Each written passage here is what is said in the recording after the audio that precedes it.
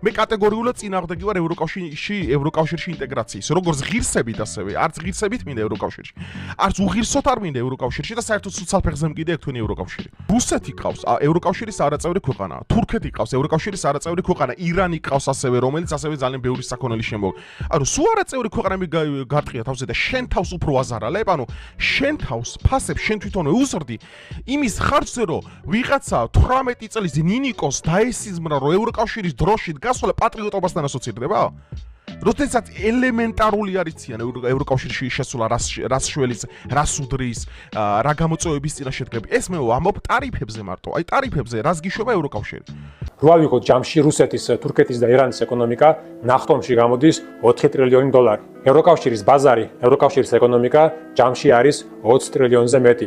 ამერიკის შეერთებული შტატების 30 ტრილიონამდე. ამას რო დავუმატოთ თავისუფალი სამყაროს სხვა ქვეყნების ეკონომიკები, გაერთიანებული სამეფოს, იაპონიის, კორეის, ავსტრალიის, კანადის და სხვების ჯამში მივიღებთ მსოფლიო ეკონომიკის 70%-ს. და ეს უცხო ჩუჟოი გვემტკიცებს, რომ უნდა გავეკვახოთ რუსეთის, თურქეთის და ირანის ეკონომიკებში, რომლებიც ჯამში მსოფლიო ეკონომიკის 2%-საც კი არ შეადგენს. ასევე გვემტკიცებს, რომ ევროპაში ცუდი ცხოვრებაა, პროდუქტებზე მაღალი ფასებია და ყველაფერი ინგრევა. დაანგრეულა ესტონეთის და არ გაგვიგია. ესტონეთში პროდუქტები ბევრად ხარისხიანია და უფრო დაბალ ფასებში ვიდრე თბილისში.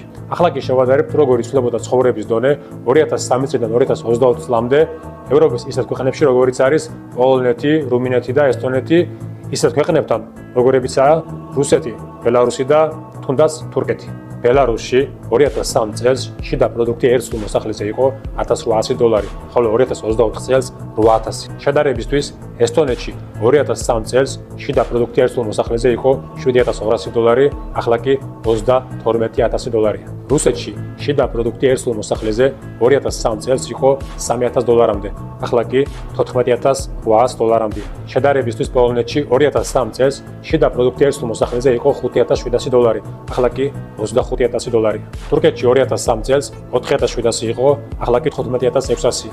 შედარებისთვის, რუმინეთში 2003 წელს 2600 იყო, ახლა კი 21500. როგორ შეიძლება ქართველმა კაცმა თქვას, რომ ჩვენი სამშობლო უნდა ჩაიკეტოს იმ სამ პუსტა ეკონომიკის ქვეყნებში, რომლებთანაც ჩვენს ქვეყანას ისტორიულად მძიმე გამოცდილება გააჩნია. მაშინ, როცა გვეძლევა ისტორიული შანსი, გავახციოთ მსოფლიო ეკონომიკის 70%-ზე. სულ არაფერი თქვა ჩინეთზე და ამ სამ პუსტა ეკონომიკის ქვეყნებზე. საერთოდ ვახსენოთ ჩვენი წინაპრების ისტორიული ცივილიზაციური არჩევანი, რისთვისაც აქ დადგა სისხლის გუბეები, ეკონომიკურად და ლოგიკურად სისულელეებს რატო ლაპარაკობ. ამიტომაც კარგად დაერქვი უცხო. რასაც ლაპარაკობ, სრულიად უცხოა ქართველებისგან და საქართველოსგან.